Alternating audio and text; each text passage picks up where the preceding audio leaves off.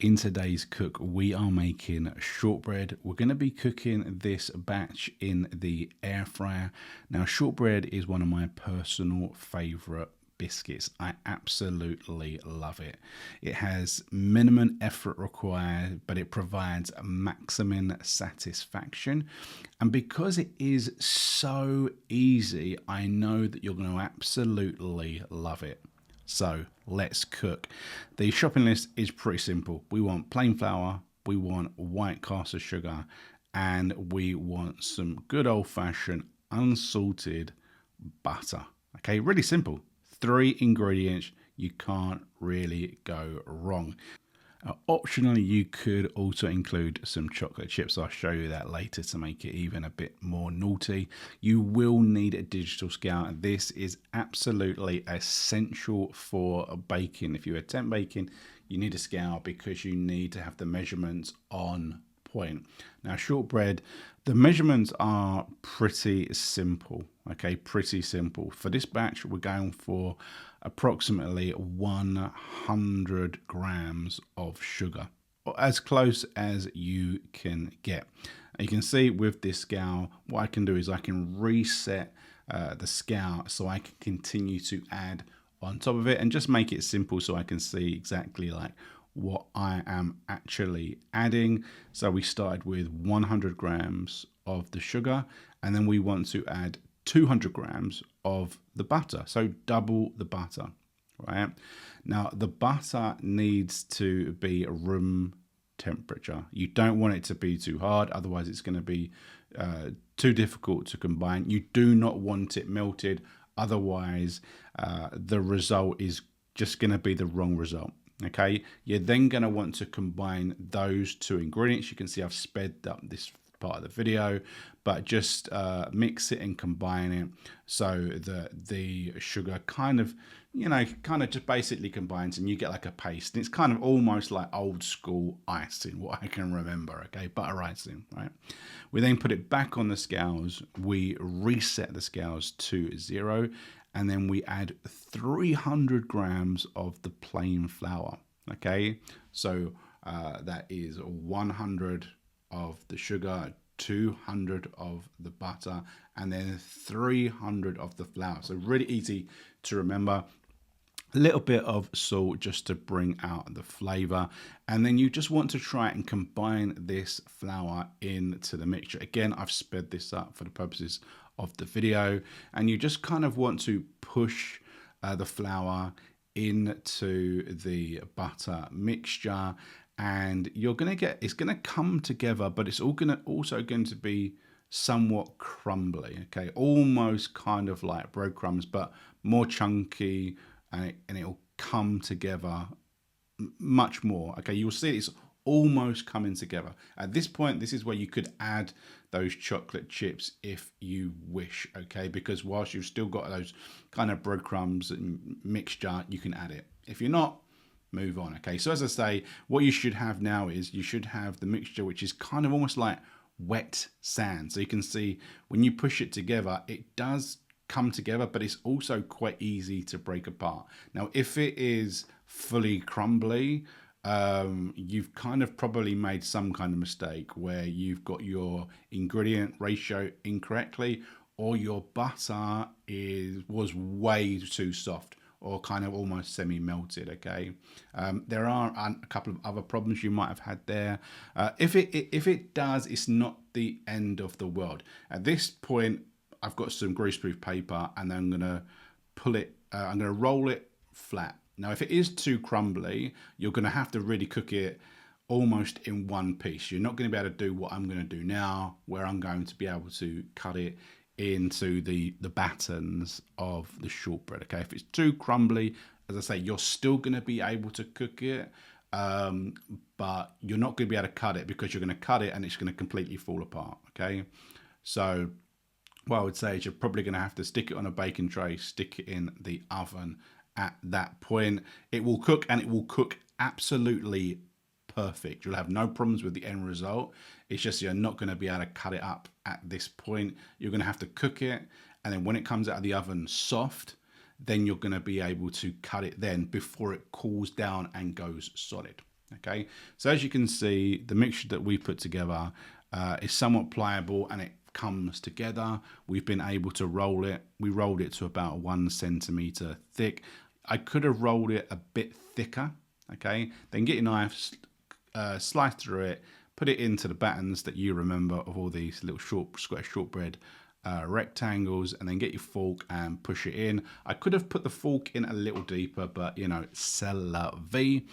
Then pull them out, stick them in the air fryer. You can see I managed to get a batch of 10. I made about 20 in total over the course of 2 batches. Put over some more of that caster sugar, the excess. We then jump across to the air fryer, 160 degrees Celsius. 160 Celsius, and I put it in the air fryer and I started it off with 10 minutes. Now it all depends upon the thickness that you went for. They may need a little extra. I took them out and I decided that I needed a couple more minutes. You'll also notice that they do spread. Okay, so that's something to bear in mind when you put them in an air fryer, that you give a little bit of space. Otherwise you're going to end up with one giant piece, and it might be a little difficult to get out. Okay, now the beauty is when they are actually cooked, they will be soft. So you're going to be able to cut them and trim them and make them all nice. And then over the course of 5 or 6 minutes, they will cool down completely and they will solidify and become hard and crumbly. Okay, so you've got a little bit of leeway if they have stuck together. Okay, which is pretty good. But as you can see, these turned out pretty good. That extra couple of minutes got a little bit extra browning, but I think that's fine. I think that's fine. It came out pretty decent, and you can see that's the full batch of 20. And then I put the sugar over the top, some additional, and you can see they're not perfect in terms of what they look like, but you know, this is home cooking. And this was another batch that I made with the chocolate. Hey guys, welcome back to today's taste test. Today we were cooking shortbread, but we were cooking it in the air fryer. Now I have to admit that shortbread is a guilty pleasure of mine. I can very easily demolish an entire packet, so it's a bit of a dangerous one for me to have on my person. But I think most people must be the same. I think shortbread is one of these things that everyone loves it. It's one of the best biscuits going, isn't it? It's like, whether it is the little triangles that I've got here, those kind of Scottish shortbread triangles, or the little discs. My nan always used to get the real circular ones, particularly around Christmas. She used to get these round tins. It was in like a gold coloured tin, and there was loads of different circular ones. One with a hole in it.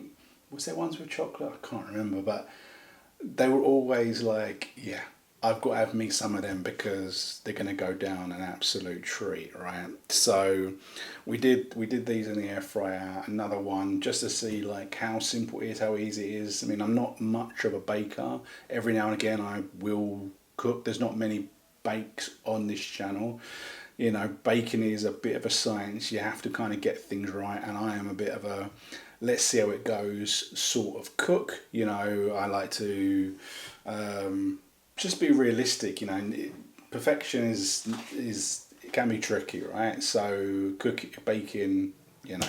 But I have done some really good things. A couple of years ago, when I had the dreaded C19, somehow I managed to get a bit, and I was like, I really fancy a Victoria sponge, and I baked it, and it was like off. It was the best thing I've ever cooked. I don't know how I managed it, but there you go.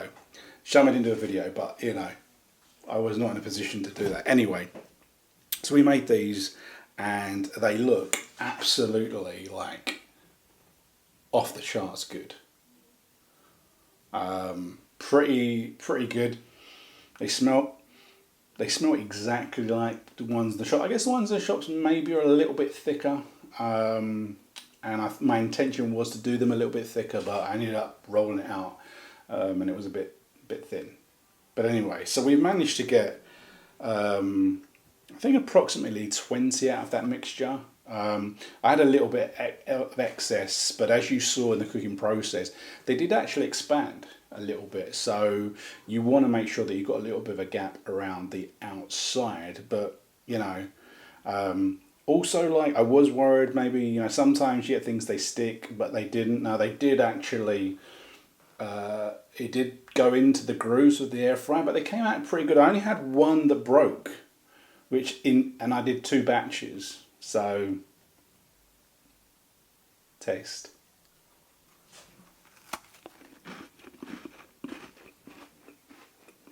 Wow.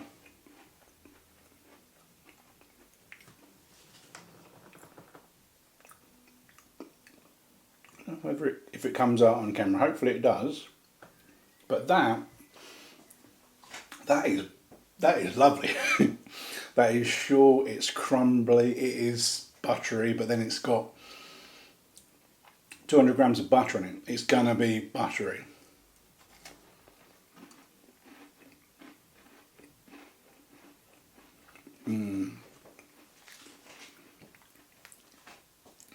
That is,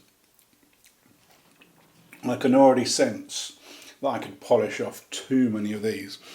So having this is going to be dangerous. I did make this because I was expecting someone's going to come around and I was going to, you know, better share them, but that didn't happen today. So I'm going to have to make myself a hot drink and I'm going to read my book. Good old Heston, it's an old one. And I'll see you next week. But hopefully, if you've got this far, give me a thumbs up.